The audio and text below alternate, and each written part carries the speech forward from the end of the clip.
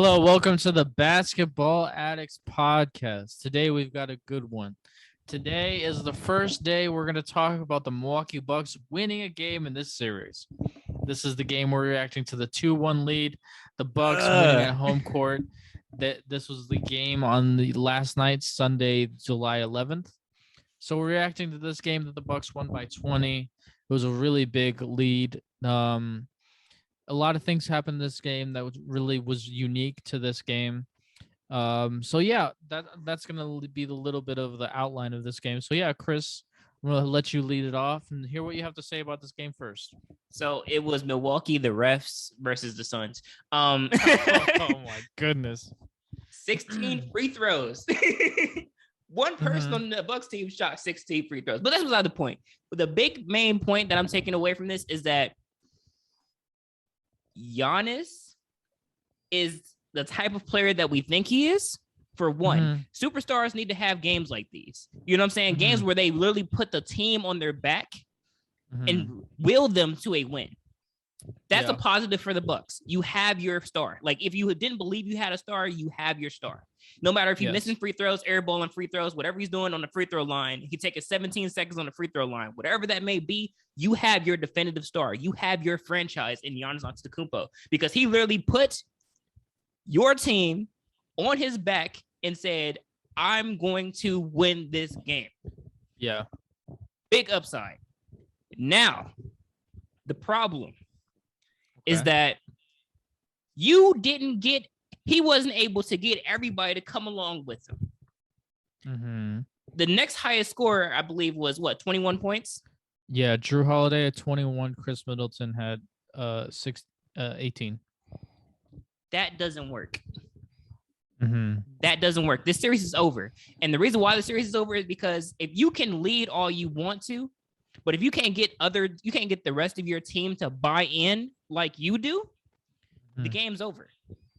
Everybody on the Suns have bought in. We have seen Cam Johnson. I mean, like, I like to bring up Cam Johnson because you see Cam Johnson all the time. He's this rookie. You know what I mean? Like, he may be hitting the spot up shots. He may be taking the easy drives, but he believes he can win this game. He believes he can get his first ring in his rookie year. I think he's not a rookie. I think he is a rookie. He just got drafted last year. He got drafted in the Cam Reddish one. He just came out of Kentucky, Duke. If he's from the Cam Reddish run, that'll be 2 years ago or 3 years ago. Is it 2 years ago? Okay, maybe it is 2 years ago. My bad. He believes. Mikal Bridges believes. Devin Booker believes. CP3 believes. Cameron Payne believes. Yeah, they do. They believe. Now, I can't say that I don't see the Bucks truly believing, because, like, if they believed, I know that they have this, one day I'm gonna go off, next day you're gonna go off, between Drew Holiday and Chris Middleton, but that can't happen. You can't win that way. That can't happen. You have to they have to both buy in. You have, like, if Chris Middleton gonna drop 30 points, we need Drew Holiday to drop 25 to 30 points as well. Or you're not winning that game. This is not convincing, because only Giannis Antetokounmpo wants to win. Yeah. He believes. And they're waiting. They were like, oh, finally, we this guy believes, but I'm a little bit iffy. You can't win that way.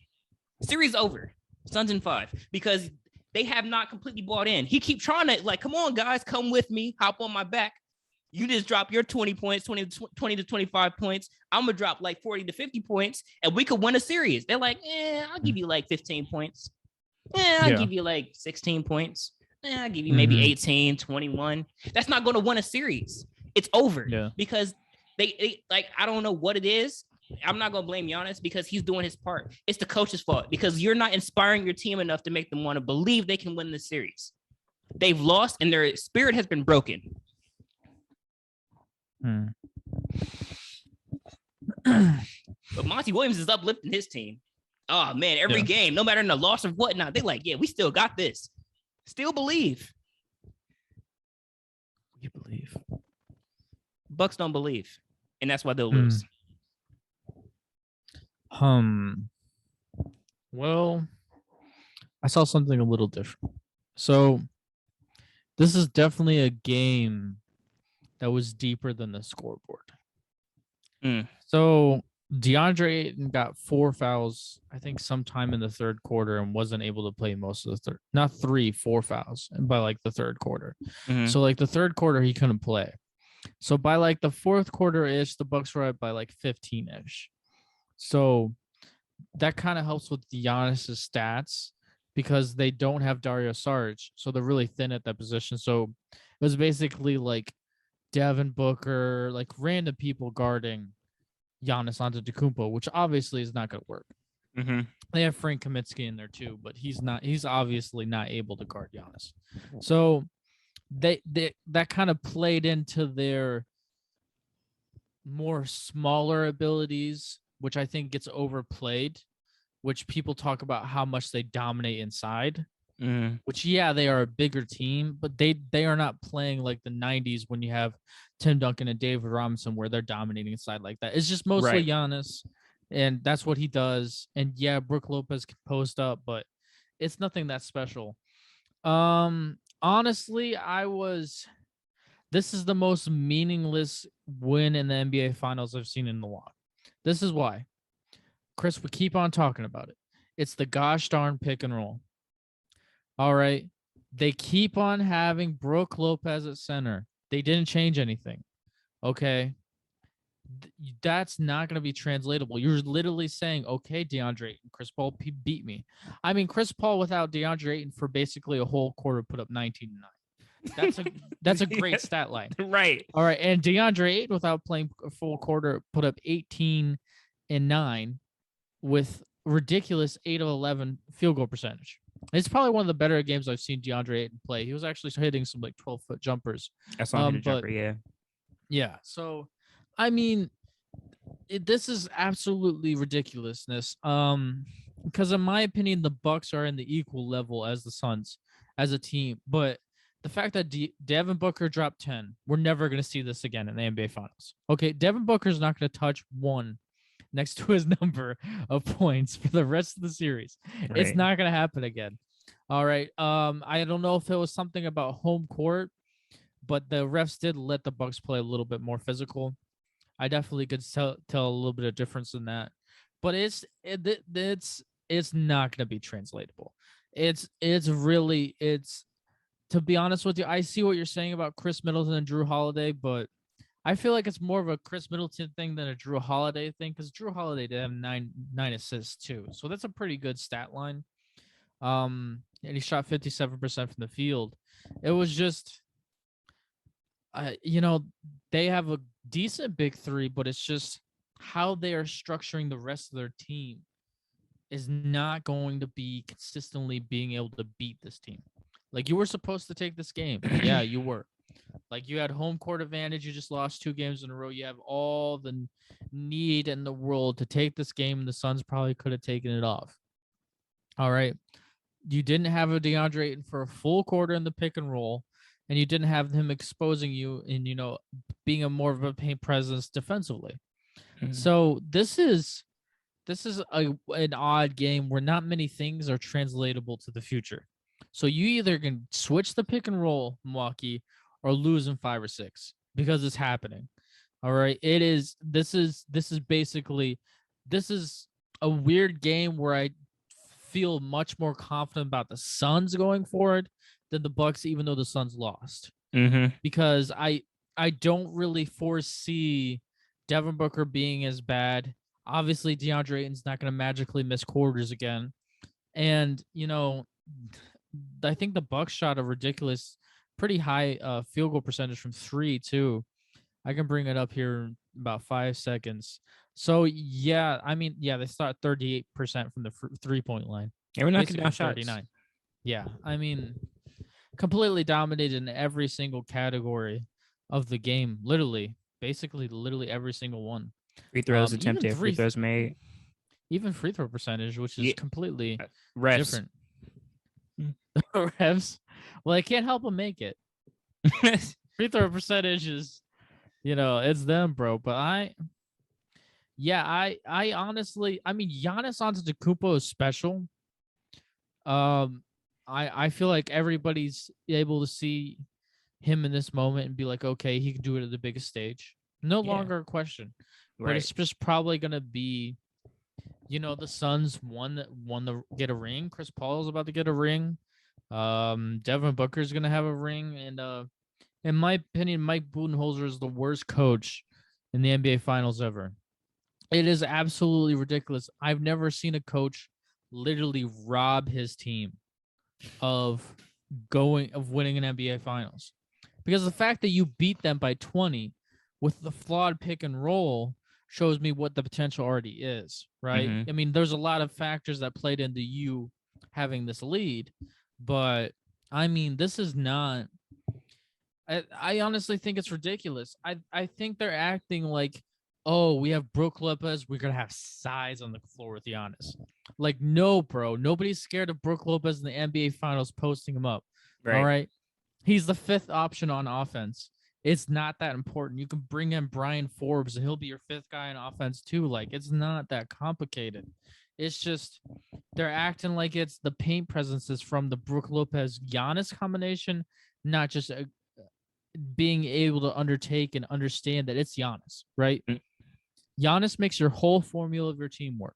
Yeah. And it's just they're overrating Brook Lopez, and I honestly think it's ridiculous, man. I mean, he played 21 minutes tonight, which is a little less than usual, which makes me happy, but I don't want to see him on the floor. I mean, what's crazy is we trash Tyronn Lue a lot, right? About being not a good coach. Who is sitting on the bench in the NBA Finals because he couldn't switch consistently on defense and was getting exposed by Draymond Green because his post-up game wasn't working because Draymond Green guarded perfectly, was in his head. NBA Finals, sitting on the bench. Do you remember? No, I don't. Kevin Love. Okay. Kevin Love was sitting on the bench because he couldn't guard anybody in the pick and roll because he got slow feet, right? But his abilities was, I can post up. I'm Kevin Love, not on Draymond Green, bro. Yeah. Draymond Green was locking. It was just one of those matchups. Every NBA, there's all sports is about matchups, right? Draymond Green is the worst possible matchup in the world to Kevin Love because he's shorter, so he has better feet and the long arms, good defense. Like, it's just terrible matchup. So Tyronn Lue's like, okay, even though Kevin Love's our max guy, quote unquote, he's our third star, he's not helping us win. And I don't care if I'm putting down a third star and what the media thinks of it, because people may not understand basketball. Say, oh, Kevin Love's not on the floor. This guy must not know what he's doing coaching with. Like, no, I don't care. I want to win a ring. Mike Budenholzer is caring about Brook Lopez more than Tyronn Lue cared about Kevin Love. Yeah. Like, that's just a little example to show you how flawed Mike Budenholzer is thinking. And in my opinion, how just outmanned and just not prepared he is for this situation, in my opinion. I don't think he is an NBA level coach. I think he needs to be an assistant. I don't really care what he's done in the regular season. The ability to literally push down your team in a negative way in the NBA Finals when he's paid millions of dollars to do this and everybody sees it it's getting ridiculous. Like, it really is.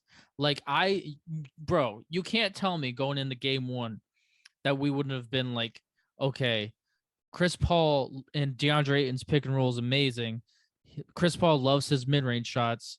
We might want to put Giannis at the center. You're telling me and you, if we were coaches, wouldn't have been able to figure that out. Oh, yeah, we definitely put Giannis at the center. That was the same problem in Atlanta. Exact same problem. And what happened was, go ahead. Yeah, you're exactly right.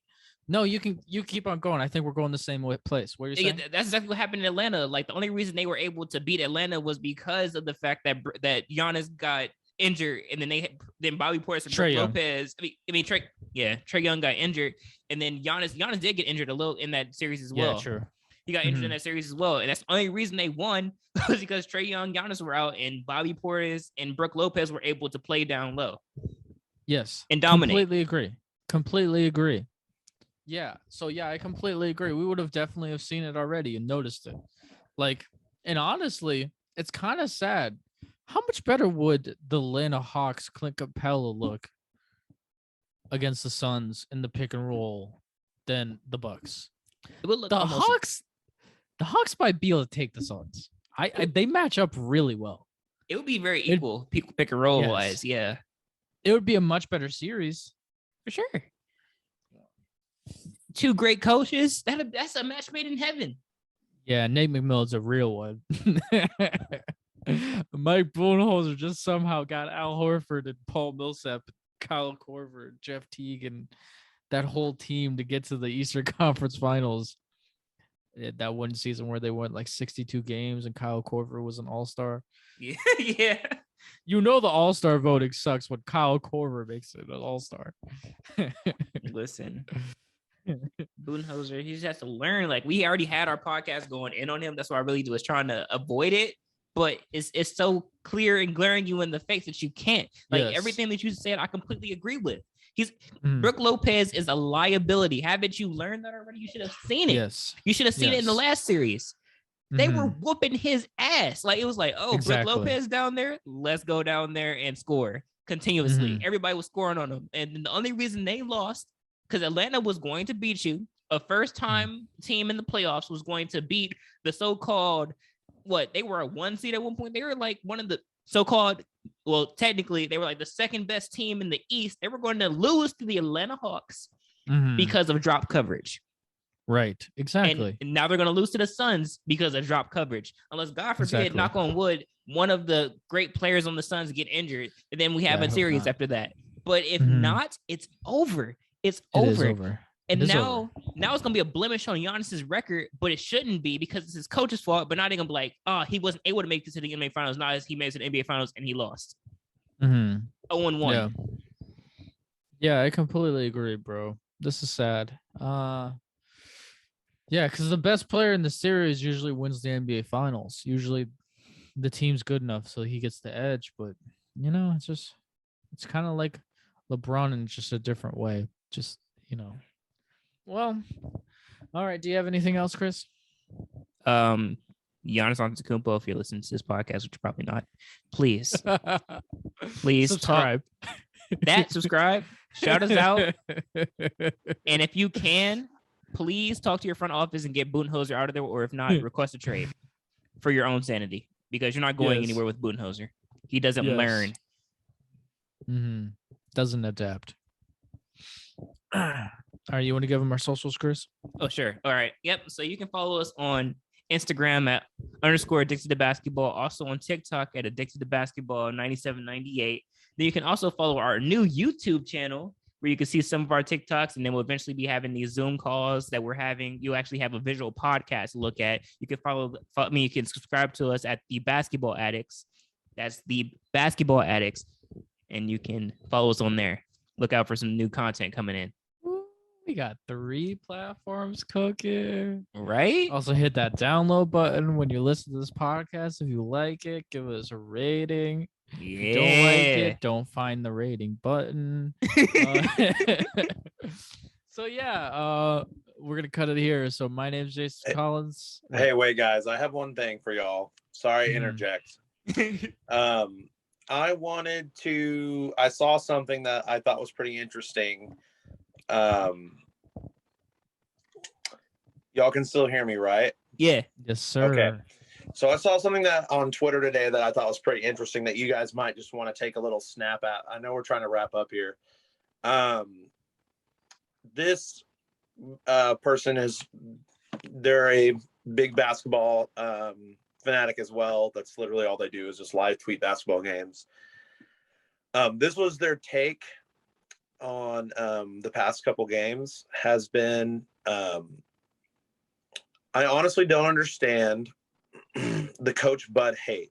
Bud isn't the one out there missing wide open shots. 2-time Coach of the Year. How can you say he is a horrible coach? What? What did he say? What are those? I'm kidding. Hold on. Go ahead, Jay. First things first. I mean, not every. Okay, it's not 2K. These are human beings. They don't make every single shot. Very true. Usually they're not quote unquote wide open, right? They're contested. They're just kind of wide open. So it's not like they're just taking warm up jumpers out there.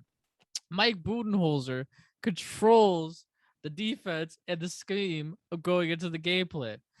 Chris Paul is like 37 and ancient. Can't break anybody off the dribble. It's literally he's like an old grandpa. He needs the pick and roll to create space for him every second that he's on the basketball court.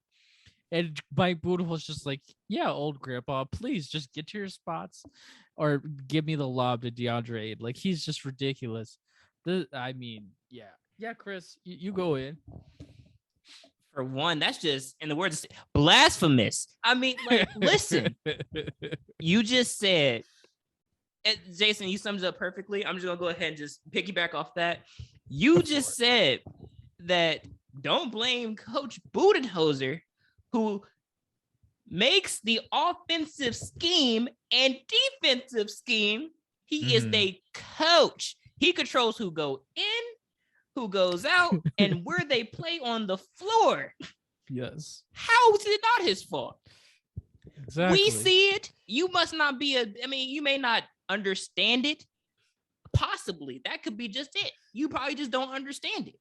But if you are a basketball fan, or if you understand the game of basketball, you look at the game and go on any social media right now, and everybody says the exact same thing that we said.